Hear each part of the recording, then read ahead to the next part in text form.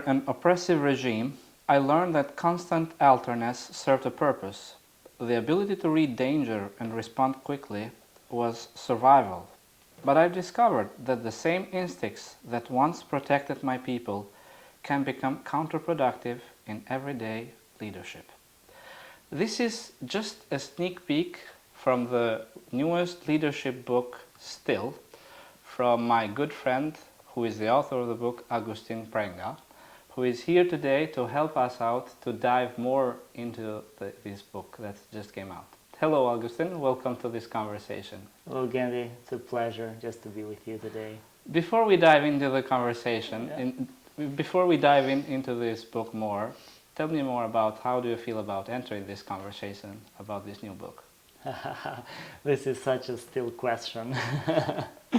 No, I feel very joyful that I'll have this opportunity to share a bit more about the heart of Still and how that might impact leaders' life literally across the globe now. So that's how I'm entering in.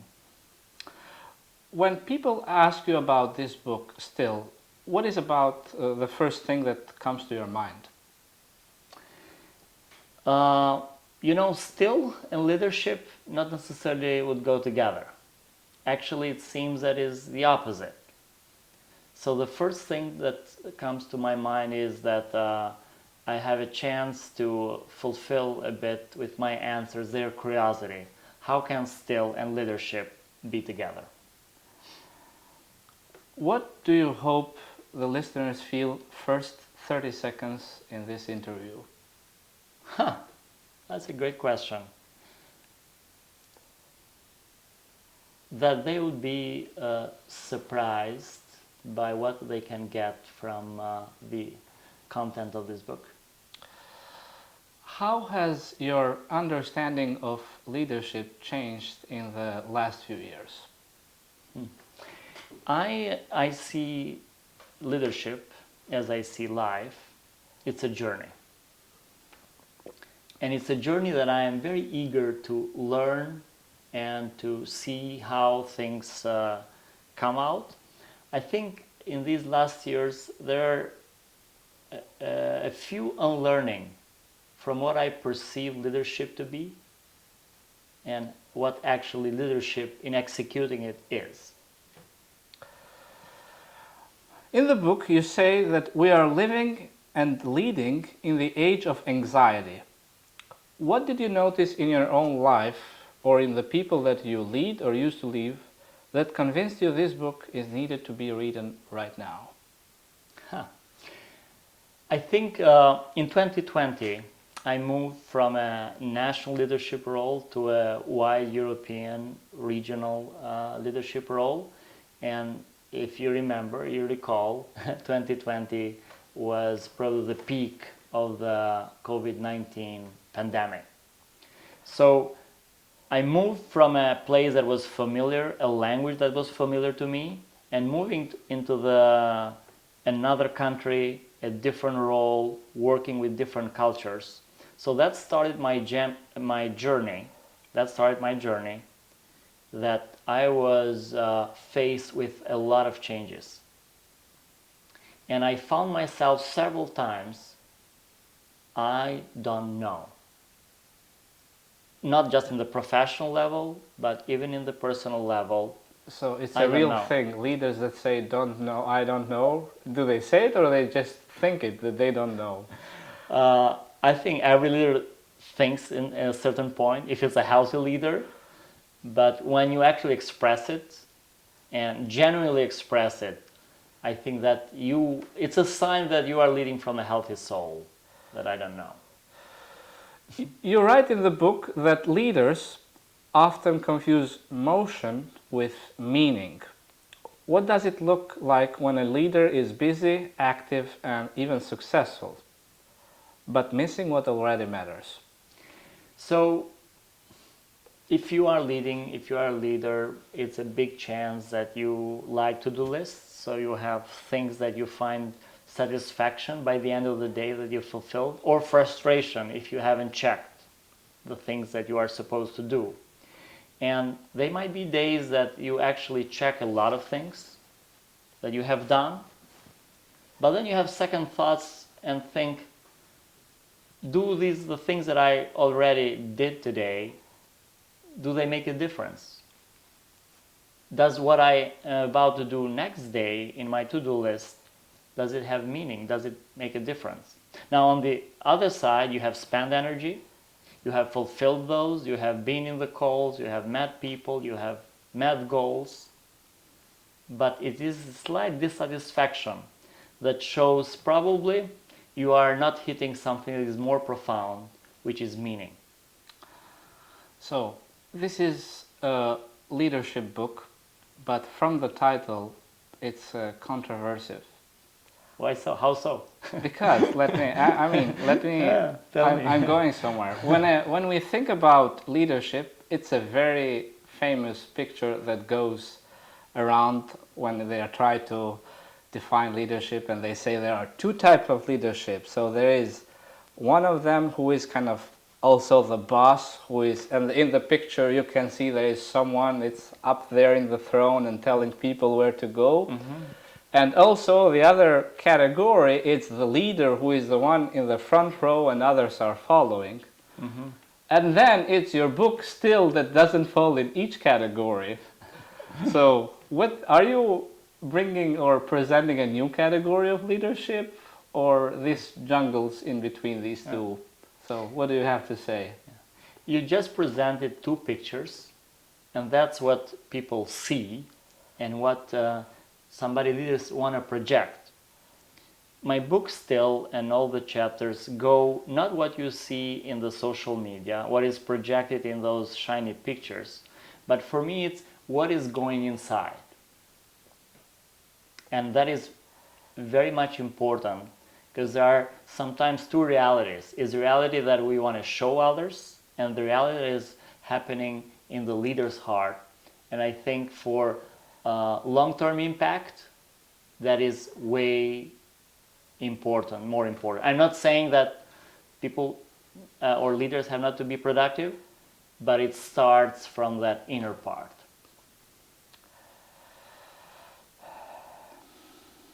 So it's so let's face it. Usually we have been used to read mostly leadership book from the West, mostly from the Western part, but probably it's already obvious that you are not from the West from our accent.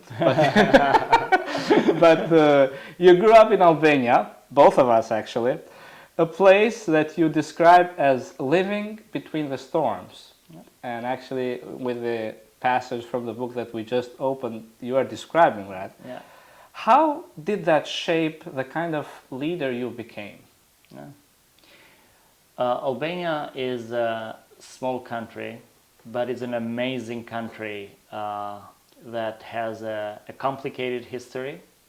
One thing about Albania that really shaped me, there are two elements, as actually Harvard Business and all the leadership authors would say that today are very important for leaders to have in the place of work. And they are resilience and agility. Now, these are taught in universities, are taught online, are taught in books.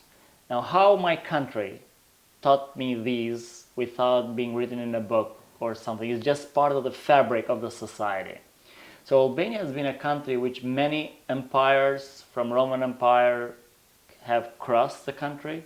So always the Albanians had to survive. So they had to comply a bit with the occupier, but be against, but to this very day, it's the language, it's the customs that have survived. So this is resilience. So today one occupier would come, and the next morning Albanians would get up in their feet. The other thing has to do with when you are under these oppressors, you could not make long-term plans. So you don't know what the next day will bring. And that actually helps grow agility. So I say to my Western friends when we meet that as you have to read about resilience and agility in the books, we have this in our bones. And to be fair, this is not just an Albanian thing. I think this is, if I overgeneralize, is a Eastern and probably global South characteristics that we have, not because we wanted them, but because of the circumstances we have lived in our history. So I think we bring these to the table of the global leadership in a way that is, as I say, written in our bones from our ancestors. Wow, it's quite something. So we have something to add up in the leadership realm. Yeah. Thank you for doing that on the behalf of our Albanians. So your story includes, in the book you mention some names and you mention some settings, but throughout the book it's obvious that mentors in your life are, and like in your experience as a leader, are very, very important. And there are some of, so what does in your life, what or have these mentors or the lives of these people have helped you, other things that you could have not learned from or taught from the books? So in the terms of content, and a book is really a thought through thought or idea. And in terms of content might be the same, or you might read more from the books. But I think, and we know that we are relationships are very important for us. So what I learned from mentor, I learned the authentic, real lived leadership. And also, one of the things about great mentors is that they didn't just impart knowledge, as I put in the beginning of the book. They actually had great questions. And that's another thing to find a good mentor. When they help you think in your journey, it's not that they are just imparting and want to live their life, but they help you to live your life in your fullest. So I think this aspect, this personal aspect, this relational aspect, and also journey together. So with the book, you can journey as much as the time you read it, probably the time you meditate on it, but as a human being, you journey actually in real life. So that's the other aspect, I think, which is paramount. So the book, a leadership book titled Still, might cause the boomerang effect, because for leaders it's very, very hard to stay still in terms of, or even to stay quiet. You give us a glimpse when you explain words like Rafa, which means let go, and Damam, which means grow quiet. Why do you think that leaders resist stillness even when they are desperate for clarity? So in the Bible, I am not an expert of Hebrew, first of all, but from what I've read from commentaries and all of that, the word translated still in English, in Hebrew, is a huge richness. It's very deep and rich. I mean, even in Psalm 23, he leads us to the still waters. So still, it's not passivity. Okay, so there's some hope. Yeah, So you're not calling people just to... For me, is that basically it's put in order your inner world. Put in order your inner world, because this is going to help you direct your actions. Now, we are living in a time of many changes, and I think there are 4 undercurrents in society going on right now, which many sociologists, anthropologists would agree.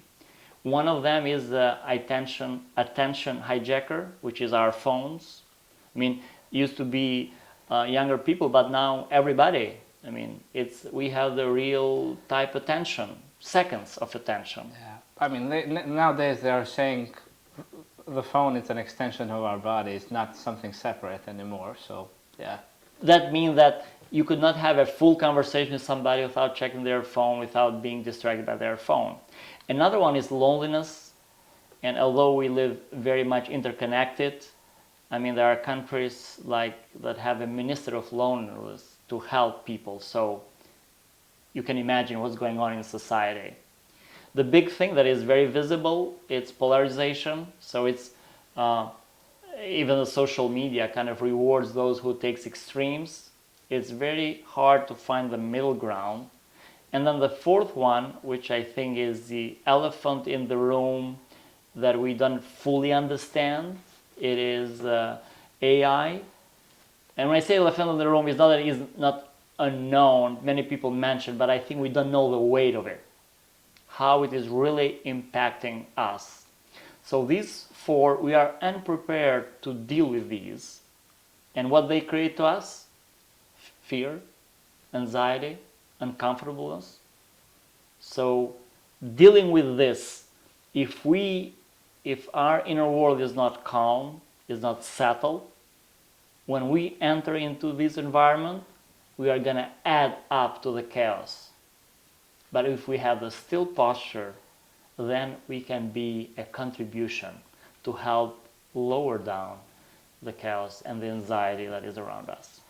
Now, after you presenting all of this, leaders would ask the questions, how do I become a still leader where the chaos is rising and where demands, information is growing and it looks like everything demands a leader's attention and busyness, even though we have processes and tools to time management, people management and everything management, we still feel like the time is still, we don't have time for anything, we are in chaos, we are in anxiety.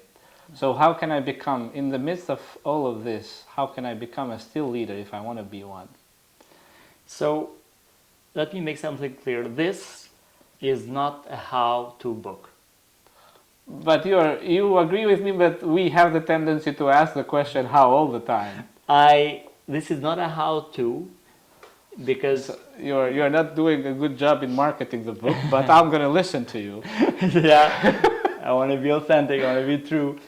This is an appetizer, a conversation opener to talk about the topic.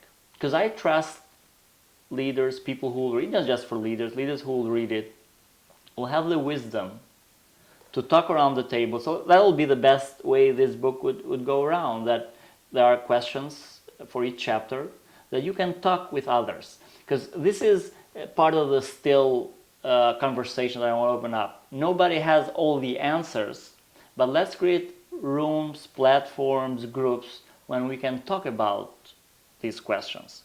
So this is a conversation opener to try to see, to assess what reality are living. The other thing towards the end or towards the second part of the book, I am asking leaders is that this is a journey. And I call the cultivation of spiritual authority, because this book is written for spiritual and Christian leaders in mind. It is a journey, so it's not a destination that you can reach in 2 or 3 years. But if in the journey you are aware of what you are investing, I think you have a greater chance to be that type of leader that others want to follow. Now, we want a sneak peek into the book, and you discovered a bit here and there but now I have a personal question about your process of reading the book. So what is the chapter that you enjoyed the most writing it, and what is the chapter that it was the hardest one for you to write? I'll start with the hardest. Okay. It's chapter 4, Truth and Grace.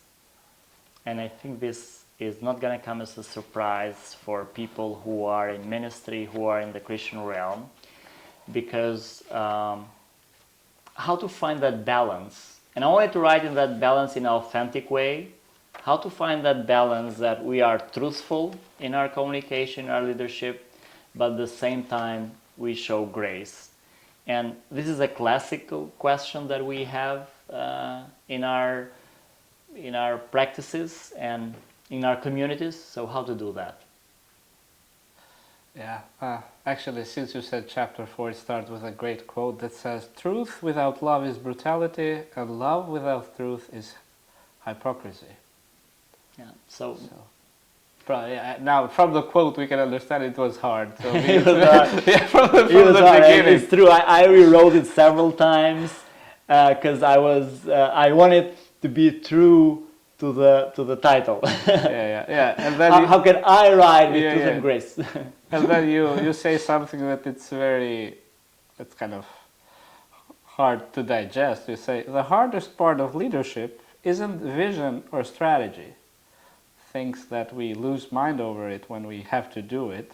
Mm. But the hardest part, you say, it's telling the truth with love and giving grace without lying. I used to think the hardest part was making decisions. I was wrong. More than strategy and vision, this is what has kept me awake at night as leader. Wow. Yeah, it is. I can tell it is hard. So thank you. So what about the one that you enjoy the most, or that you kind of really? I think do you have a favorite chapter? Let's say in this book. not necessarily a favorite chapter because I mean, but this is typical. Yeah, I can see your Albanian bit because usually when you ask Albanian parents, "Do you have a favorite child?" They would say, "Oh, they are like the fingers of hands. I love all the same. If you cut them off." Yeah. But you know, deep down, that's not truth. I mean, even since the ancient time, you see in the Bible that Bible doesn't approve of it, but parents had favorite childs. Yeah, they have favorite child. So I think the chapter, the band of sojourners. So it's not necessarily that the chapter is written well and I expressed what I wanted to say very well, but the heart of it, I love it because the band of sojourners is don't do the journey alone, and there are different tiers of friends that accompany you in life, and I've been blessed to have friends from now literally across the globe which I'm connected, and it's a huge blessing to see. So yeah, chapter 8. Yeah, that's why I went there, and it says. A quote that you start with is, "True community isn't only being together, it's walking together." Yeah. And then it's a quote from Henry Nouwen. And then you go on and say, "Leadership often feels lonely, but Scripture insists we were never meant to journey alone. We are called to be a band of companions walking together toward the same eternal destination. Yet, the temptation toward isolation runs deep in leadership." What do you have to say to leaders who might feel that they are isolated or they are kind of have the tendency to withdraw? How would you encourage them? So the simple answer is read the chapter. Yeah, good. And after they read the chapter, what they would find out? As we mentioned, we are made for relationship. We are made for companionship. And leadership by nature, it is influencing others. So I know that isolation might come naturally, might come from hurts. Slightly, some personalities are more keen towards that. But I think take the initiative. I mentioned there are different types of people that can be in your life, which I borrowed from Howard Hendricks. So a Paul, who is ahead in you in faith, a Barnabas, who is a peer, generally, somebody who walks with you, and a Timothy. For those who are married, the spouse, and then is this very special one, a Jonathan, which is a very hard friend. So probably that's the hardest to have. You cannot engineer that. But the other one, in one way or the other, you can connect. For me, it's take the initiative. I hear many friends that, or people that, and we just mentioned the loneliness, epidemic of loneliness, is that take the initiative. Invite somebody for coffee. Send them a text. if they are far away. Initiate a Zoom call. I think if you initiate, and it's a cultivation. Somebody says, "Oh, how did you become?" I don't know how we became friends. Actually, I don't remember. Yeah, it was a long time ago. Yeah, but I don't remember how. I mean, we didn't sit down to say. We didn't write a contract. Today, Yeah, in this yeah. date, we decide to be friends for the rest of. Yeah, that's true. It was. Yeah. But it's intentional. You are here, and we are here today because we took the initiative over this. So this is the way, and it's investment also. Yeah. I mean, you have to, in time, sometimes in money, if you want to travel. Yeah. Yeah. So you say spiritual authority doesn't come from charisma, but from character and surrender. How does a leader begin cultivating that kind of authority in a noisy world, actually, when in general it says that it's totally the opposite? If you want to be a great leader, you have to be charismatic, you have to be like, when you enter the room, all the heads turn towards you, or something like that. I would not say that people would say that you have to be that and that and that, but that is the practice. As you said, people turn heads towards somebody who seems more charismatic, more gregarious, and all of that. But this is for the first phase. When things become tough and serious, then we look for the integrity. But let me make an explanation first for the word authority, because it's a lot of misrepresentation or understanding about that. Because we connect authority with dictatorship, and we see a lot in politics around. We see, unfortunately, even in the church community sometimes. Is that true, or you don't see it? Well, I come from the Eastern world. Yeah, that's true for me. I don't know how it is for real for the Western world. What does the word authority I think means? Yeah. But yeah, for me it is true. So I think it's not East or West. It's a human being type of thing when you show it. But the word authority in the origin, actually, from the origin of the word, I explained in the book, it is to nurture, to help grow. So this is the origin of the word, which means that is not to be over, to lord over others, but actually to help others grow. Okay, so I know that I understood throughout our conversation that you really don't like this or that, either or, how to, and all of that. But I'm not going to cut you loose. I'm going to give you some hard time. And so we have a better understanding. So I want to give you, let's play a game. Okay. And I will mention some names of leaders from the Bible, and you'll have to comment if it's a anxious leader or a still leader. Okay, I like it. Okay. Are you ready? Yep. So we're going to start with Deborah. Deborah, still leader. She led in a very volatile time, and she actually contributed to lower down the chaos and the upheaval that was in the judges' time. Moses. Moses has both parts. As we know his life, different phase of his life, I think he started more as an anxious leader, and he grew into a still leader. David. Anxious leader or still leader? David would be the typical character for this book to study. I didn't study, but that would be a typical. You read Psalms and you see his heart, so he's very transparent about what happened in his heart, so we can see a lot. I think with David you can see both pictures. Nehemiah, an anxious leader or a still leader? Still leader.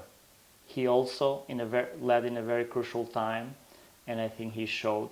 Nehemiah is one of the chapters is dedicated to him, or to his type of leadership. So I explained specifically what makes him a still leader. Paul.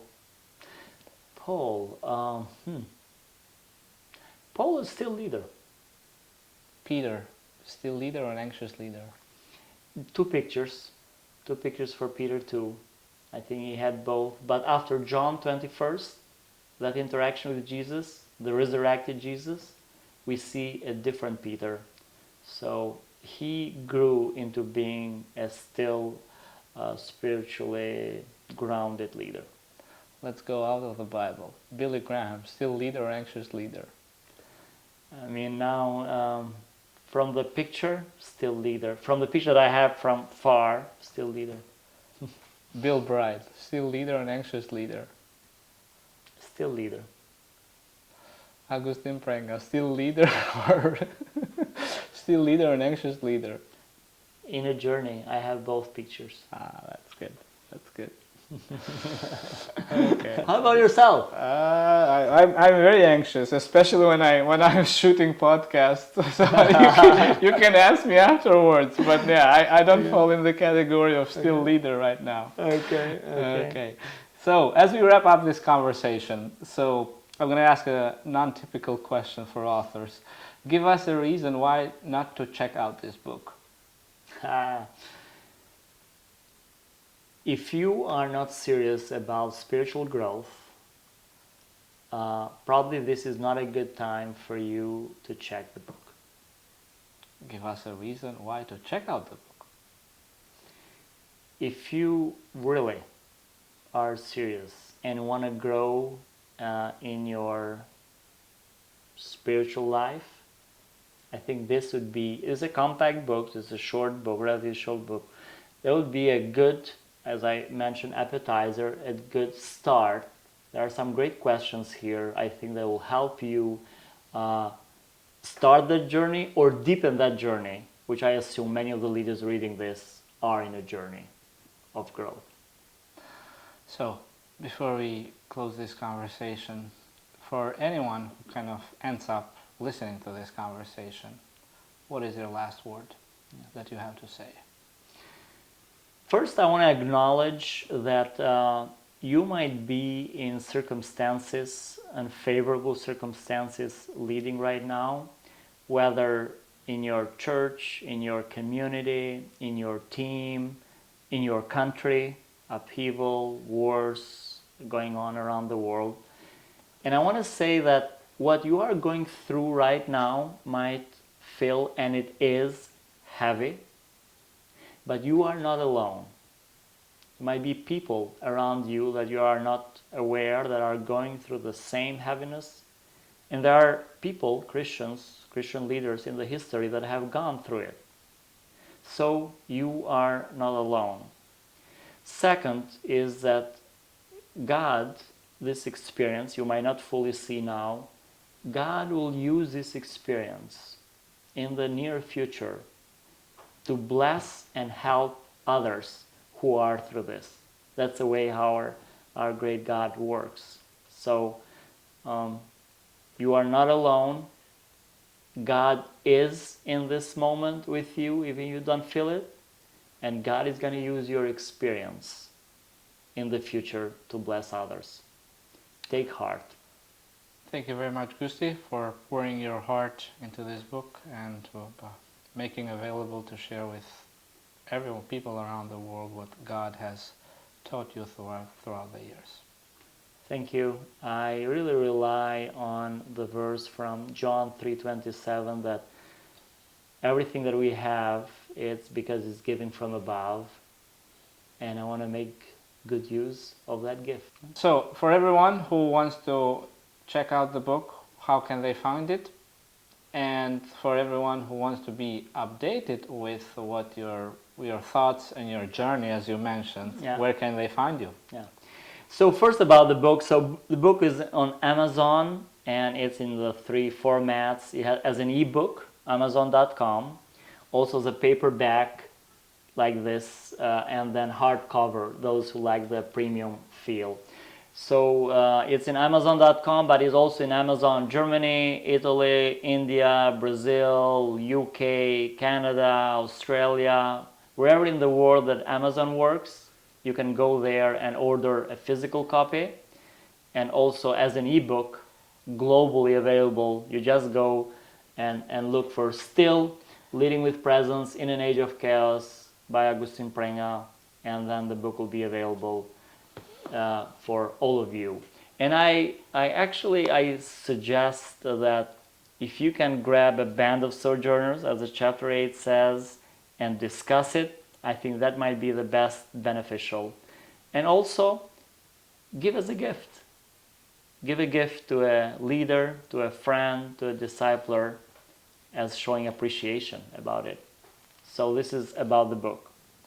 Also, I know that you give updates of your, let's say, leadership spiritual journey somewhere. So if people want to check that out, what is it called? Where can they find it? Do they have to pay?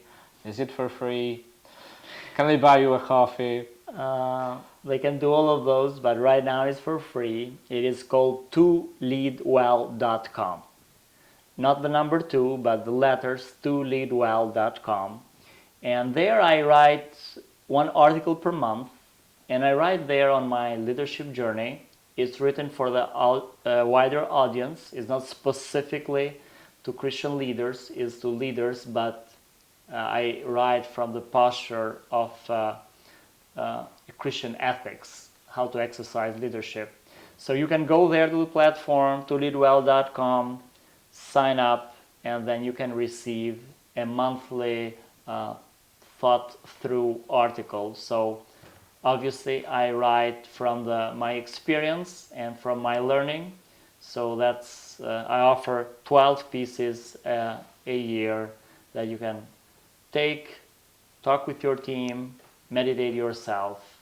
And so far, very good response from people across the globe. Is in 16 different countries, subscribers. So you can join our community in toleadwell.com. Thank you to everyone to you that listened to the end of this conversation. Thank you for your time, and I hope this is helpful for you. God bless. See you around.